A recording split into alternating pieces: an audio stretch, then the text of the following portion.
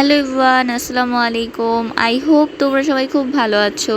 আজকের ব্লগে তোমাদের মাঝে শেয়ার করব আমার গ্রামে যাওয়ার এক্সপিরিয়েন্স, যেটা একদমই খারাপ। তো গাইস, আজকে ঘুম থেকে সকালবেলা উঠে গেছি, কারণ আজকে আমরা গ্রামে যাব।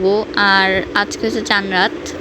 এমনিতে সবসময় চান্নাতে গেলে ভিড় একটু বেশিই থাকে, এর জন্য আমরা আগে আগেই চলে যাই গ্রামে। বাট এবার টাইম আর আমার কোচিংও ছুটি হয় নাই, তার জন্যই চান্নাতে দিন বের হওয়া।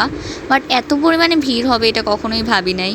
গাইস, আশেপাশে এত পরিমাণে মানুষ, সবাই হাইটা হাইটা যাইতেছে, মানে বাস থেকে নামার পরে আর কি পিছনে কোনো গাড়ি পাই। তোমরা জাস্ট আমার আশেপাশে দেখো, সব কত কত মানুষ। আর আমি ভিডিও করতে দিই, সবাই ব্লগার ব্লগার বলতেছিল। নিজেকে অনেকগুলো সেলিব্রিটি মনে হইতেছিল বাই দ্য ওয়ে। তাও নদীপথ পর্যন্ত আসা পর্যন্ত ঠিক ছিল, কিন্তু ফেরিতে উঠার পরে পুরো মাথায় ঘুরাইতেছিল গাইস। আর নিচের অবস্থাটা দেখো, কত পরিমাণে গাড়ি, আর উপরে তো মানুষের অভাবই নাই, আবার গ্যাঞ্জামও লাগছিল উপরে। যাক গাইস, আলহামদুলিল্লাহ এই ফেরি পার করার পরে এখন বাড়িতে চলে যাইতেছি। আমার পার্সোনাল এক্সপিরিয়েন্স থেকে তোমাদের একটা কথা, তোমরা কখনো গ্রামে গেলে চান্নাতের দিন কখনো যাইও না গাইস। তোমরা ভিড়ের চোটে যাইতেই পারবে না, এত অবস্থা খারাপ হবে। আর যাইতে পারলেও তোমাদের পুরো মাথা ঘুরায় যাবে। আজকের ব্লগে তোমাদের মাঝে আমার ব্যাড এক্সপিরিয়েন্স শেয়ার করলাম চান্নাতের দিন গ্রামে যাওয়ার। এই ব্লগটুকু এতটুকুই। ভালো লাগলে অবশ্যই লাইক, কমেন্ট অ্যান্ড শেয়ার করবো। আল্লাহ হাফেজ।